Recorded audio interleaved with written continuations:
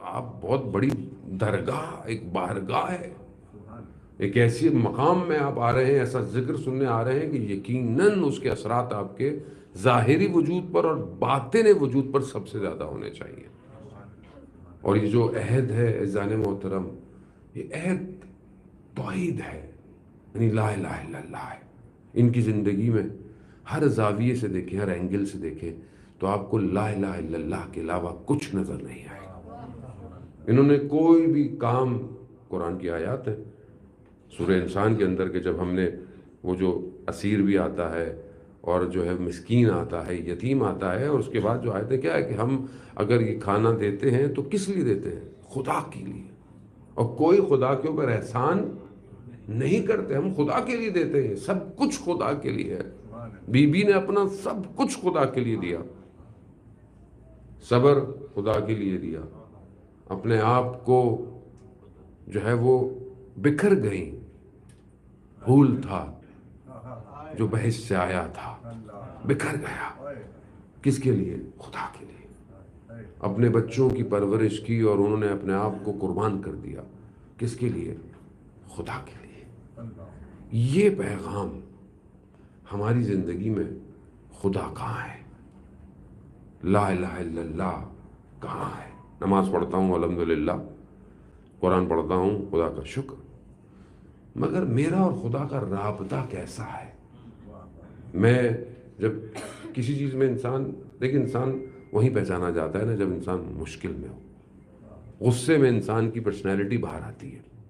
جب آپ کسی کو غصہ دلا دیں یا غصہ آ جائے، کہاں پتہ چلتا ہے کہ باہر کیا نکلا آدمی کا۔ بڑے اچھے اچھے لوگ ہوتے ہیں، ہم اکثر لوگوں کے ساتھ اس لیے کہتے ہیں نا سفر کرنا چاہیے، ٹریول کریں تو آپ کو پتہ چلتا ہے شخصیت کیسی ہوتی ہے۔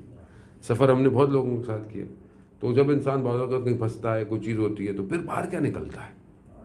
آپ کسی طرح گاڑی میں جائیں، یہاں سے ادھر آگے پیچھے ایسے تیزی سے گزر جائے تو آپ کے اندر سے کون باہر نکلے گا؟ وہ پرسنالٹی آدمی کی جو ہے وہ انسان۔ اب یہ جو انسان اندر سے ہے، یہ انسان خدا کے ساتھ کیسا ہے؟ سامنے لوگ جماعت سے نماز پڑھتے ہیں، اچھی بات ہے، پڑھنی بھی چاہیے، بہت ثواب ہے، لیکن اپنی تنہائی میں خدا سے کیسی گفتگو کرتے ہیں؟ آیا خدا سے گفتگو کرتے بھی ہیں کہ نہیں کرتے؟ دعا مانگنا کم سے کم ایسی چیز ہے جسے انسان خدا سے گفتگو کرتا ہے۔ کیسی گفتگو کرتا ہے؟ اس کے آگے کیا ہے؟ اب بولیں گے، بہت سے لوگ کہتے ہیں مولانا کیا خدا سے مانگے؟ خدا کو تو سب پتہ ہے، خدا تو سب جانتا ہے، علیم ہے، خبیر ہے، بصیر ہے، ہر چیز جانتا ہے، پھر خدا سے کیوں مانگ؟ بھائی خدا خود کہہ رہا ہے مانگو، خود کو تو اظہار کرو اس کی بارگاہ میں۔ توحید۔ آغا انصاریان جو بہت بڑے خطیب ہیں ایران میں، وہ بیان کرتے ہیں کہ میرے ایک استاد تھے حرم معصومہ سلام اللہ علیہ کے اندر دفن ہے، میں نے ان سے فقہ کے خارج پڑھا، اور وہ شاگرد تھے آیت اللہ قاضی طباطبائی رضوان اللہ تعالیٰ علیہ کے۔ تو وہ کہتے ہیں مجھے وہ بات کرتے ہوئے انہوں نے بہت گریہ کیا، بہت گریہ کیا، میں نے کبھی ان کو اس طرح روتے ہوئے نہیں دیکھا۔ تو مجھے انہوں نے اپنے استاد کا واقعہ بیان کیا کہ جب ہم نجف میں پڑھتے تھے تو ایک رات ہم اپنے استاد کے ساتھ چند شاگرد مسجد کوفہ رات کو گئے، روشنی نہیں ہوتی تھی، تھوڑا سا انسان شمع روشن کر کے کہہ رہا آدھی رات ہم عبادت کرتے رہے۔ ہماری کیا عبادت، جو ہمارے استاد کی عبادت تھی۔ رات گزر گئی اچھی خاصی، تو انہوں نے کہا کہ چلو واپس نجف چلتے ہیں۔ ہم جانے لگے تو ہمیں کچھ سرسراہٹ کی آواز آنے لگی، جیسے کوئی چیز ہے۔ تو ایک دم ہم نے دیکھا تو بالکل جھاڑیوں کے پاس سے جا رہے، ابھی روڈ بن گئے، نجف کوفہ انسان جاتا، ابھی تو ہر چیز بڑی اچھی ہو گئی ہے، پہلے ایسا نہیں تھا، 100 سال کے اسپین کی بات ہے یہ۔ کہہ رہے کہ ہم نے دیکھا تو ایک اژدہا سیاہ رنگ کا بڑی تیزی سے ہماری طرف آ رہا، ہم ایک دم بھاگنے لگے۔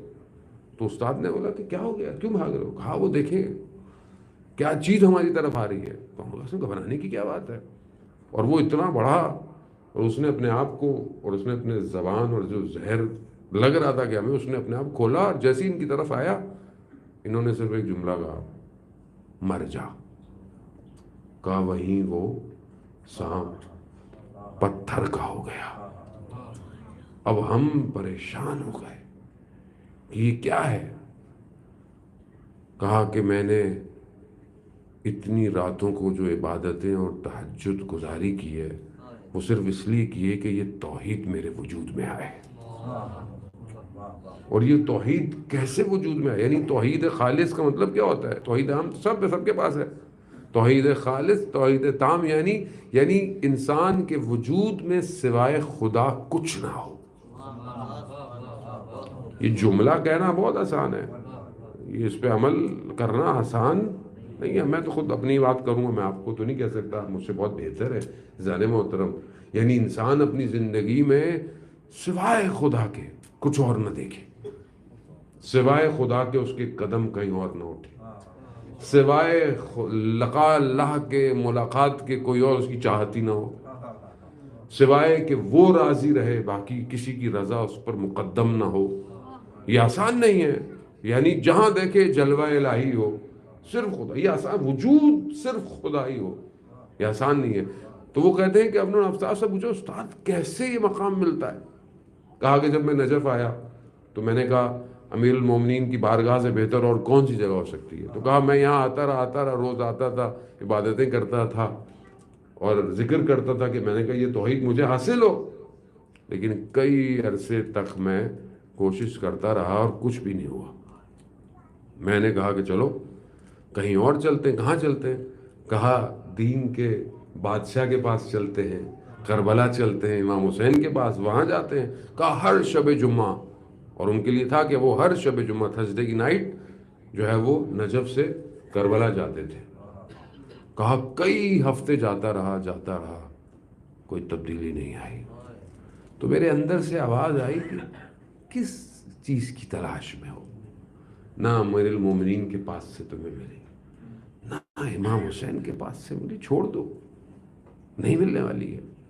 کہہ رہا میں عجیب سی مایوسی میں اس شب جمعہ بین الحرمین اسی کہا کہ کچھ نہیں ہونے والا. تو ایک شخص نے میرے کندھے پہ ہاتھ رکھا. میں نے مڑ کے دیکھا تو پرانا سا لباس پہنا ہوا ایک شخص تھا جسے میں نے پہلے کبھی نہیں دیکھا تھا. تو اس نے بولا سید علی کس کی تلاش میں ہو؟ توحید ڈھونڈ رہے ہو؟ جہاں ڈھونڈ رہے ہو وہاں نہیں ملے گی. اگر توحید تام چاہیے تو قمر بنی ہاشم کے پاس.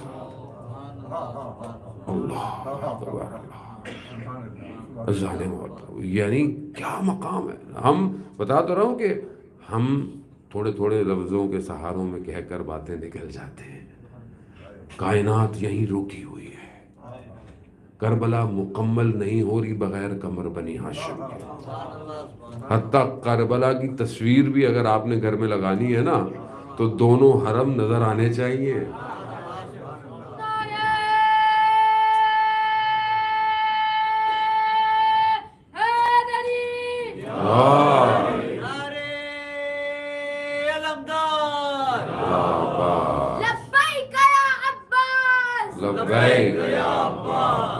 جانے محترم کیسے یہ مقام کیسے ملتا ہے؟ جو عہد اور وفا سے میں نے گفتگو شروع کی، جو خدا نے عہد اور جس کا خود وجود مجسم وفا ہو. اللہ اکبر.